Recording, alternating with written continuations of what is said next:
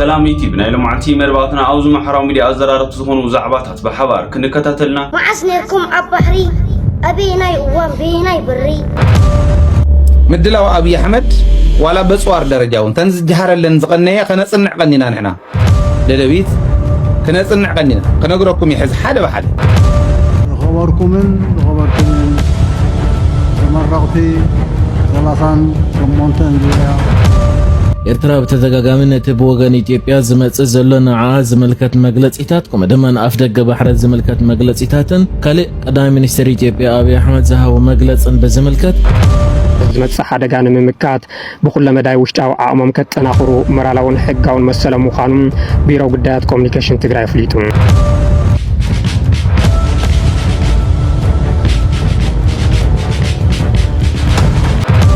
سلام فصوات تخطط سامي يوتيوب شانل دحنا ديكم دحنا غنيكم بعد دحنا مصاوكم صبغيو لما عنتم كم تستلمدنا عهم زمر حدشتن وانا وحبريت حيزنا ابوتانا ترخيبنا نينا كلهم بزلهم وسلامكم بزح يبل لي نس شانل زي حدش يكونكم سبات سبسكرايب لايك شير مقارا يترسعوا سامو داتا من بنا بحبار تخططوني سناي مكتتا ايش خبرات تعذبتي خم مخفتي مدب كوننا هون اوز محرم ميديا خزوار صنحو قدياتني وقدمتهم خزوار صنحو قديات مراينا غنز فيديو زي لايك مقار ايترسعوا الشخبرات عزبتي نافت مخفتي مدبنا خوصدكم منغست تግራይ بخبيد آتنكي قلو استي تايز مسل زرزر حساباتو بحبار كوينا نكتاتلو منغستن هزبن تግራይ إدومن إقرومن أساسيروم طفاتن برساتن كصبوي سلازي يقبع انت سن سلاماو زرب انت زمتص حدغان ممكات بكل مداي وشطاو عقمم كتناخرو مرالاون حقاون مسل مخانم بيرو ጉዳያት ኮሙኒኬሽን ትግራይ ፍሊጡ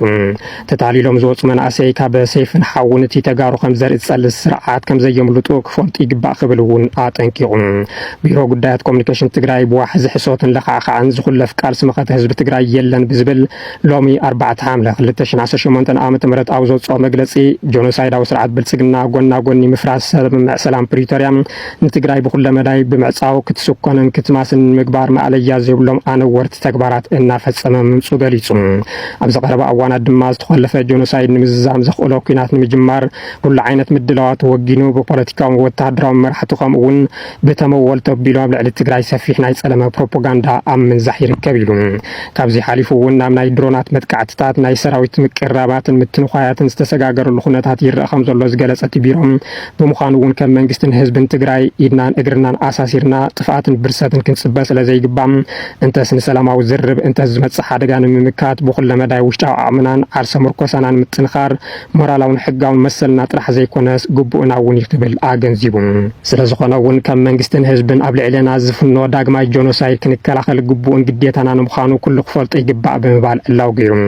አጀንዳታት ብልጽግና ኣብ ትግራይ ምዕዋት ኣውይዎም ብውዒ ቃል ሰመራርሓን ህዝብናን ዝተተፍኡ ተመወልቲ ትግራይ ኣብ ምጽላም ወግሒ መስዮም ከም ዘሎ ብምሕባር መንእሰይ ትግራይ ተታሊሉ ካብ ዓዲ ክወጽእ ለይትን ቀትርን ይሰርሑ ኣለዉ ብምባል ከሲሱ ብፍላጥ ይኹን ብዘይፍላጥ ገለ ወገናት እውን ገበናት ጆኖሳይደር ስርዓት ብልጽግናን ሓሻኹሩን ዝሽፍን መኸተ ህዝቢ ትግራይ ዘዕንቅፍ ተግባራት ይፍጽሙ ከም ዘለዉ ይኹን በር ተታሊሎም ዝወጹ መናእሰይ ካብ ሰይፍን ሓውንቲ ተጋሩ ከም ዘርኢ ጸል ስርዓት ከም ዘየምልጡ ክፈልጡ ይግባእ ክብል አጠንቂቁም ክብረትን ጀግነትን ምስ ህዝቢ ኻይሞ ደጋጊሞም ክሓስቡልን ዓዶም ክምለሱን ይግባእ ብምባል ዘተሓሳሰበት ቢሮም መንእሰይ ትግራይ ብልጽግና ካብ ዘካይዶ ዘሎ ግፋ ክብርን ሞራልን ተጋሩ ዝግህስን ጸገም ጥዕና ዘቃልዕን ተግባራት ዓርሱ ኸድሕን ከም ዝግባእ ምዒዱ ብቐንዱ ግን ፍትሓዊ ቃልሲ መኸተ ህዝቢ ትግራይ ንኽዕወት ዘኽእልዎ ሕሉፍን ትርፉን ምክንያታት ስለ ዘለዎ ናይ ግድን ክዕወት እዩ እንተኾነ ግን አንጻር ቃልሲ መኸተ ህዝቢ ትግራይ ምስ ጆኖሳይደር ስርዓት ብልጽግና ተሰሊፎም ነውር ዝፍጽሙ ዘሎ አካላት ናይ ግዜ ጉዳይ ተዘይ ኮይኑ ካብ ናይ ታሪክ ሞራልን ሕግን ተሓታትነት ፍጹም ዘየምልጡ ምዃኖም ክፈልጡ ይግባእ ብምባል አጠንቂቁም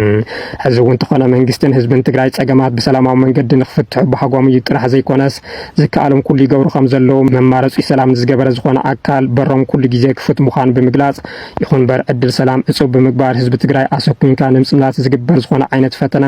ዝኸፍእ ሓደጋ ካብ ምምጻእ ሓሊፉ ካሊእ ከስቢ ክህልዎ ኣይኽእልን ኢሉ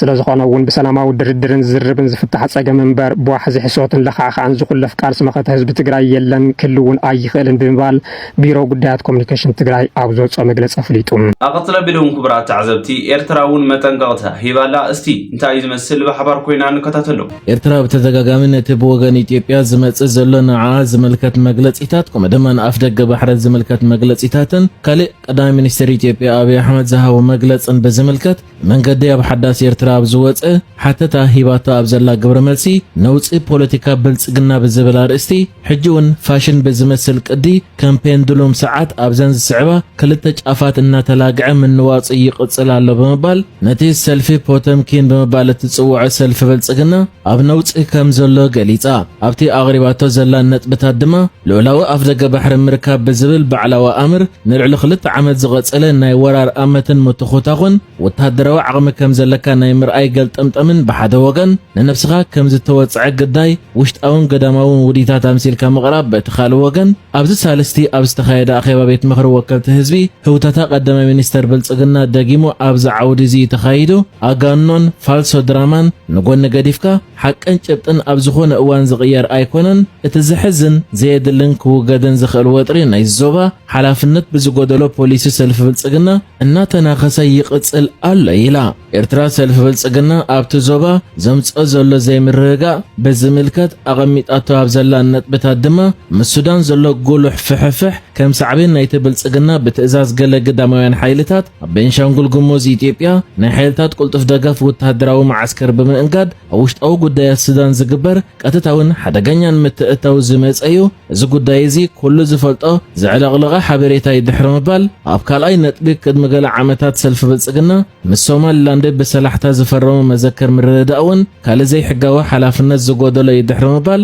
ነቲ ዞባ ስግኣቱ ዘለዓለ ጎጎይ ስጉምቲ ነይሩ እውን ኢላ ቀጺላ ሰልፊ ብልጽግና ልዑላዊ ኣፍ ደገ ባሕሪ ብዝብሎ ናይ ባዕሉ ኣምር ንልዕሊ 2 ዓመትን ፈረቓን ብዝኾነ መንገዲ ወደብ ዓሰብን ገማግን ባሕርን ምቁፅጻር ዝብል መርዛም ክልስተኛ ዘመተ ኣንጻር ኤርትራ ከካይድ መጽንሑ ዝፍለጥ እዩ እንተቲ ብስምምዕ ፕሪቶርያ ዘይተሓጎሱን ንምፍሻሉ ዝሰርሑን ሓይልታት እናበለ ብቐጻሊ ዝጠቕሶ ጉዳይ ቁሉዕ ተንኮልዩ ብኣመላኻኽታ ኤርትራ ስምምዕ ፕሪቶርያ ውሽጣዊ ጉዳይ ናይ ኢትዮጵያ እዩ ምስዋእታ ኣሲርካ ጌታቸው ረዳ ሕጂ ዝናዘዙ ዘሎ ሰልፊ ብልጽግና ኣዋርሕ ቅድሚ ምፍራም ስምምዕ ፕሪቶርያ ኣንጻር ኤርትራ ከኣልሞ ዝሃቀነ ውዲት ምዝካሮ ኣገዳሲ ኢላ መደምደምታ ድማ ብሒደት ቃላት ንምጥቕላል ህዝብታት ቀርኒ ኣፍሪቃ ብልቢ ዝብህግዎን ዝግብኦምን ዘላቒ ዞባዊ ሰላምን ርግኣትን ንምርግጋጽ ዝካየድ ጻዕሪ ብህቱትን ፋንታዝያውን ፖሊስታት ሰልፊ ብልጽግና የገዳዕ ምህላው ርኡይ ኢላ እሺ ኽብራት ተዓዘብቲ ከምቲ ልሙድ ሕጂ ድማ ናፍቶም ሓደሽቲ ሓበሬታትና ክወስደኩም ምሽጥር ኣጽዋር ብልጽግና እውን ሃይለ ደደቢት ተቃሊዕዎ ኣሎ እስቲ ብሓባር ኮይና ንከታተሎ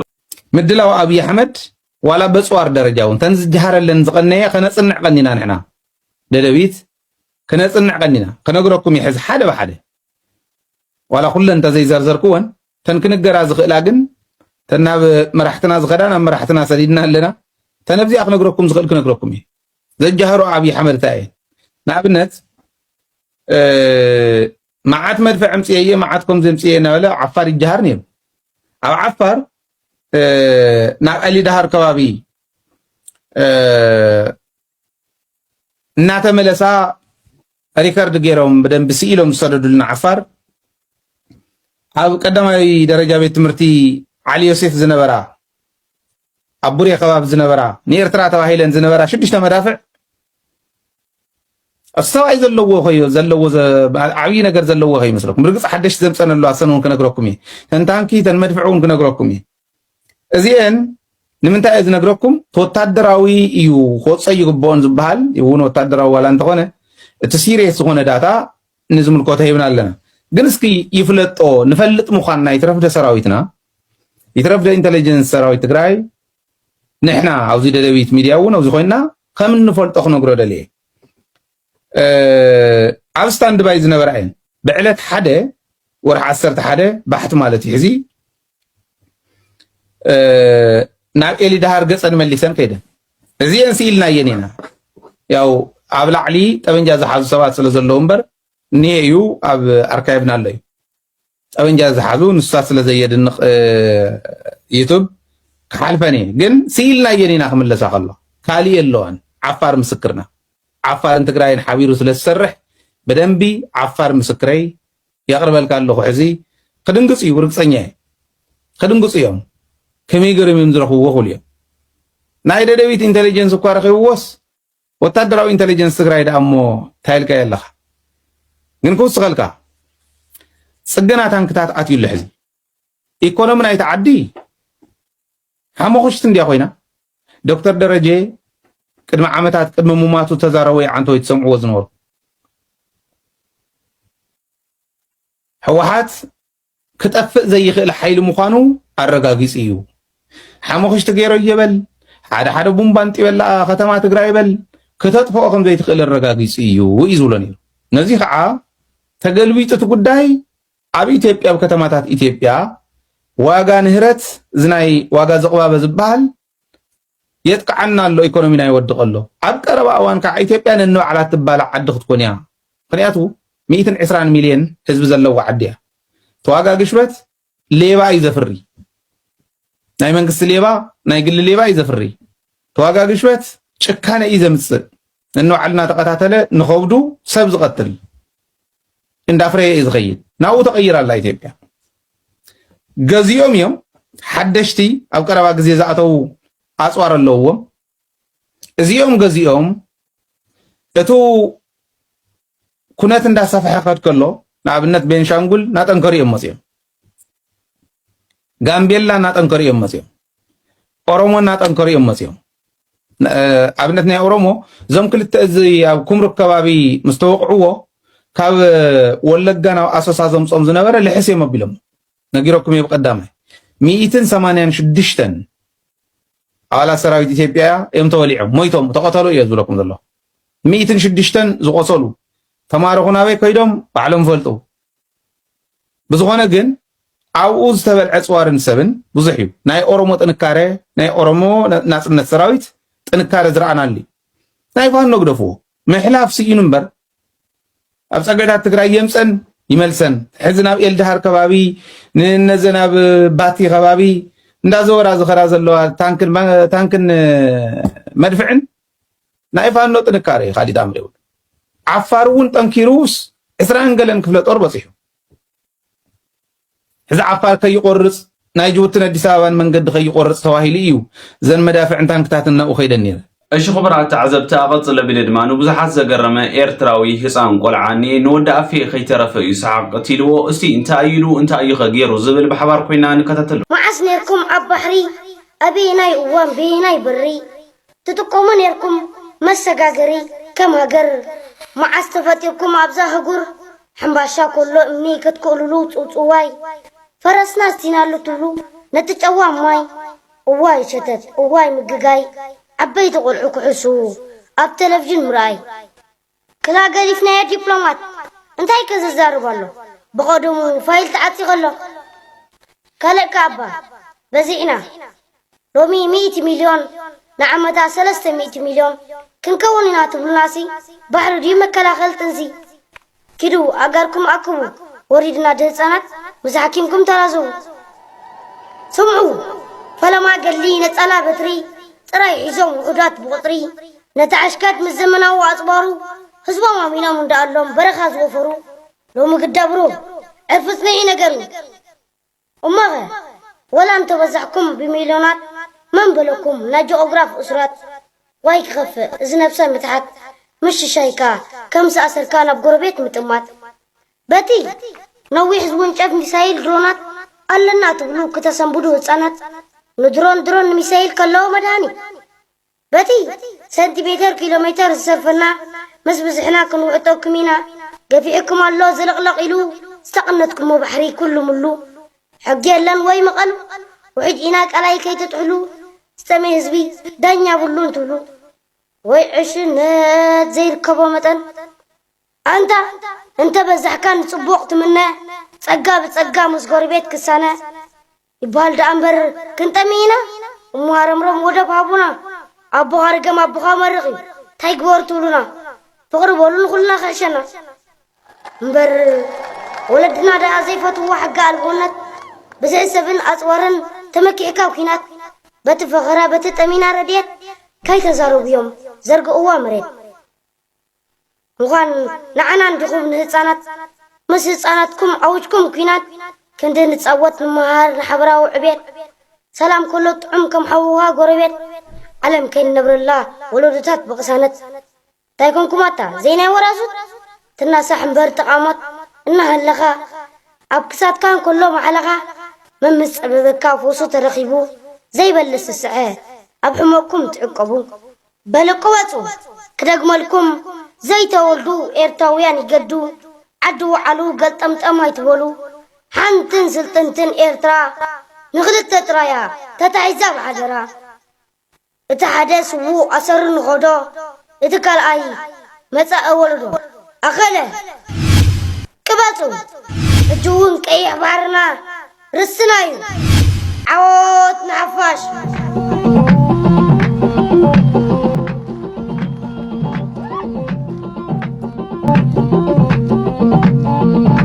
الشخبرات تعزبتي بريزيدنت إساياس أفوركون أبسر سرعة ممرقتها مبل 36 زوريا أبلات هاجراوي أجلجلتون ذهبوا قالني استي بحبار كنا نكتاتلو خبركن تمرقتي 38 زوريا ولدن ممهرانن عليتن يوحنا قدمين أبزا حصار ملغتي سجاري سلاتي مساتي قسقاسي درعي مورال مسانادوهم لعل مسقانا أغنع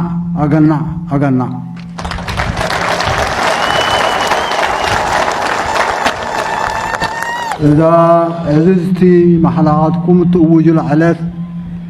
أقداسيت مدرخ أبهيوتكم يا وصيت فتناتات زي قدس أكاديمياوي وعزو بزحية لدرخيت قتل سلزلوو قدامنتاتكم أتكروكم عينتاوي فلتت أمد اللابن بزي سلكي سراحن تمكرون مهازنة أفراينت فلتتكم أم عباي كخون قبوي تبقصوتاتكم أبناء نفسكم مساء عبيتن أبقسانة رحوان بيتسبن هاجرن ذهلو عزوز أبركتو مجنزاب كبيت حلناوي حلفنت دسكمي سدران بيتسبن منستر تمهرتن بفلوي أب أكاديميا وقعزوهم زقباء مكتتالن دقفن كقبرو خاء مزخخار زيد ليو قدلنتي أب التكايدو